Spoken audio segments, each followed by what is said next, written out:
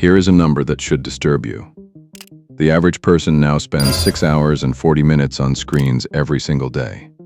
That is 101 days per year. That is more than 27 years of an average human lifespan, staring at a glowing rectangle. But that is not the disturbing part. The disturbing part is this. Ask yourself what you saw on your phone 10 minutes ago, what you scrolled past, what video you just watched. You cannot remember, can you? You were not conscious. You were not choosing.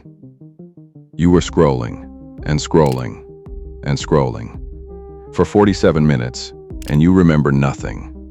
You are not weak. You are not undisciplined. You are not addicted in the way you think you are. You are being engineered. And by the end of this video, you will understand exactly how. In 2007, a man named B.J. Fogg founded the Persuasive Technology Lab at Stanford University. Fogg was not a tech CEO. He was a behavioral psychologist. His question was simple. How do you change human behavior using computers? Fogg developed a model. Behavior equals motivation times ability times a trigger. If all three are present at the same moment, behavior happens. It is like a math formula for human action. His students took this formula and built the apps you use every day. Instagram, Uber, Facebook. They are not just apps.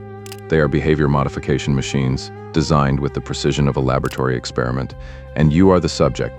But to understand why you cannot stop scrolling, we need to go back further than 2007. We need to go back to 1930, to a box, a very specific box, and a pigeon. B.F. Skinner was a psychologist who did not believe in free will. He believed all behavior could be explained by rewards and punishments. In the 1930s, Skinner built a box. He put a pigeon inside. The box had a button. When the pigeon pecked the button, a food pellet dropped out. Simple. The pigeon learned to peck the button. But then, Skinner changed the rule. He made the food unpredictable. Sometimes the pigeon pecked once and got food.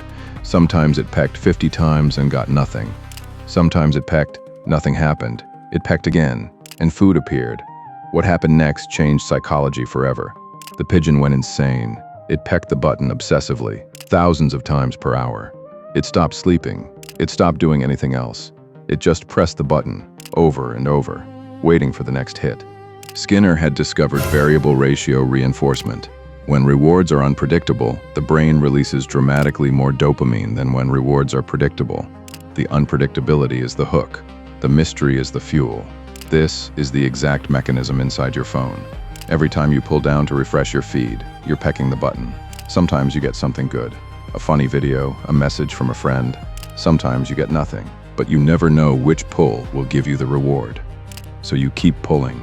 The infinite scroll, invented by Asa Raskin in 2006, removes all friction. There is no next page button. There is no natural stopping point. Just more, always more. The scroll never ends, so your brain never gets the signal to stop.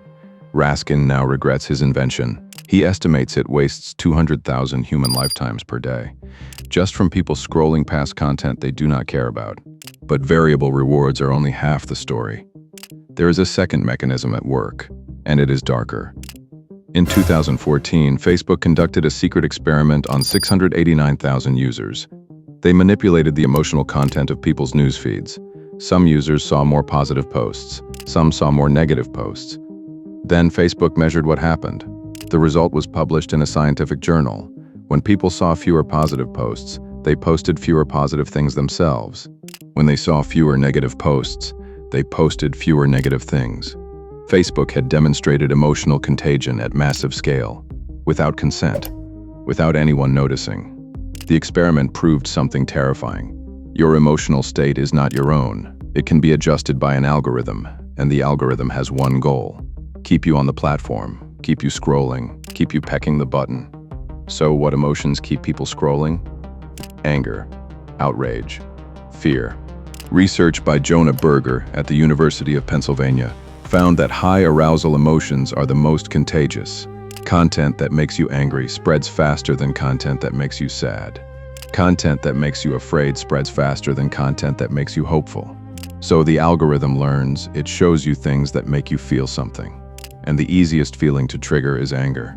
The algorithm does not care that you are becoming more anxious, more polarized, more exhausted.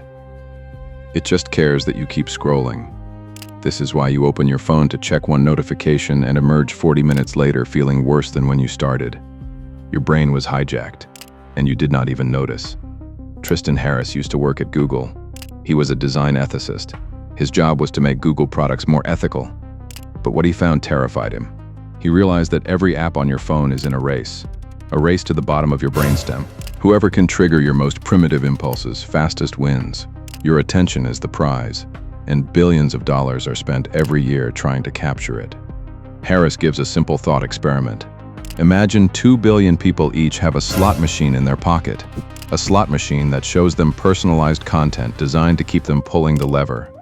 That slot machine knows their fears, their desires, their insecurities.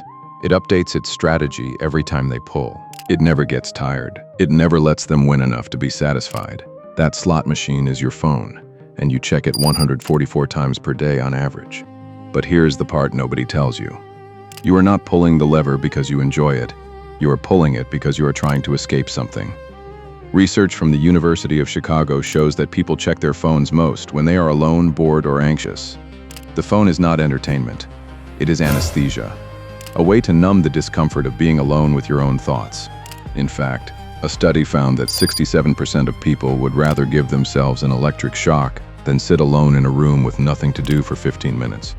Let that sink in. People chose physical pain over being alone with their thoughts. This is what the scroll is really doing. It is filling a void, covering a silence, masking a feeling you do not want to feel. And the algorithm knows this and exploits it. So what do? Step 1 is understanding. You now know that your phone is not a neutral tool. It is a supercomputer running the most sophisticated behavioral modification system ever built, and it is optimized for one thing: your attention. Step 2 is friction. The single most effective thing you can do is add friction between you and the scroll. Turn your phone to grayscale. Research from the University of Chicago shows grayscale mode reduces screen time by 40 minutes per day. Why? Because color is dopamine. Remove the color. Remove the hook. Delete the apps. Use the browser instead. Log out every time. Move your phone to another room when you work. Set app time limits. Put your phone in a drawer at night. These are not acts of discipline. They are acts of architecture. You are redesigning your environment so you do not need willpower to resist. Step 3 is replacement. The scroll is not empty time. It is time you used to spend doing something else. Reading, thinking, being bored. And boredom is not a problem to solve. It is a feature of the human brain. Boredom is when creativity happens, when ideas connect, when you notice things you normally overlook. Every time you reach for your phone, ask yourself one question. What am I trying not to feel right now? Because the scroll is never about the scroll. It is about the silence underneath. And until you learn to sit in that silence, no screen time limit will save you. The developers of these apps do not let their own children use them. Steve Jobs did not let his kids use the iPad.